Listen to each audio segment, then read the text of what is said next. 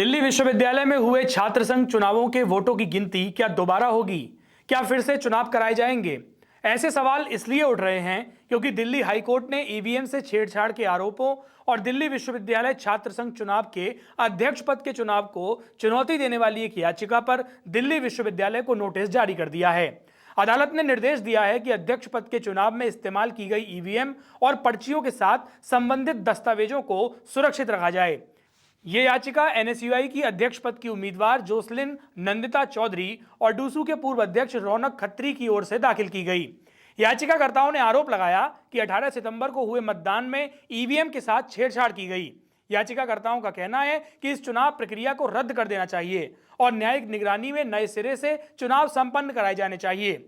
दिल्ली विश्वविद्यालय की ओर से अधिवक्ता मोहिंदर रूपल ने अपनी दलीलें रखी। अधिवक्ता मोहिंदर रूपल ने दलील दी कि कोई छेड़छाड़ नहीं हुई।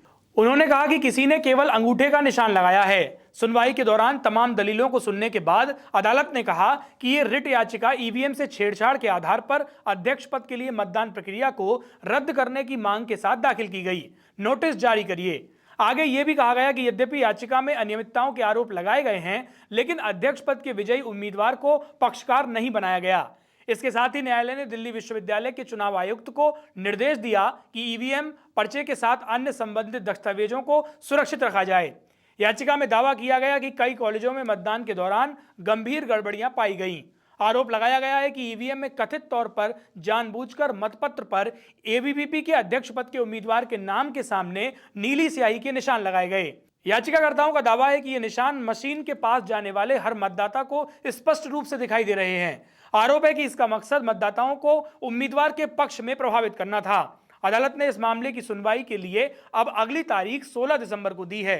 आपको बता दें कि एनएसयूआई की प्रत्याशी नंदिता ने इस मामले को लेकर एक वीडियो भी जारी की थी, जिसमें उन्होंने कई गंभीर आरोप लगाए थे।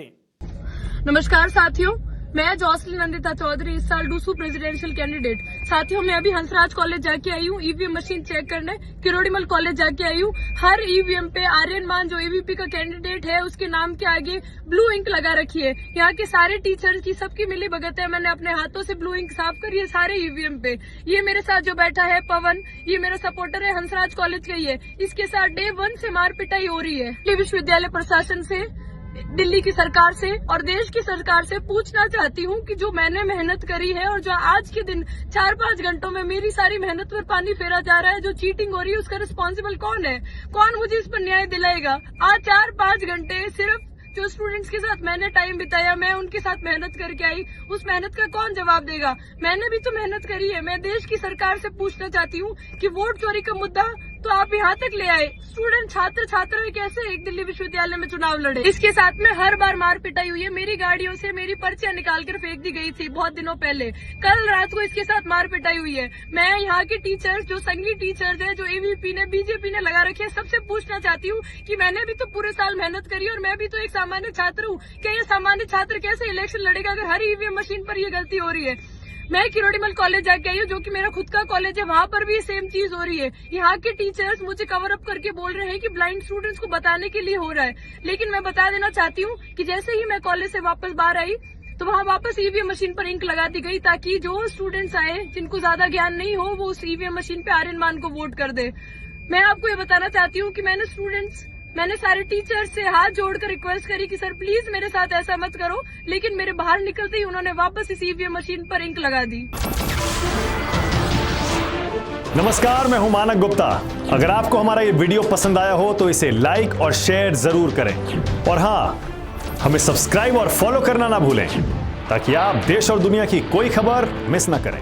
तो जुड़े रहिए हमारे साथ और देखते रहिए न्यूज़ 24।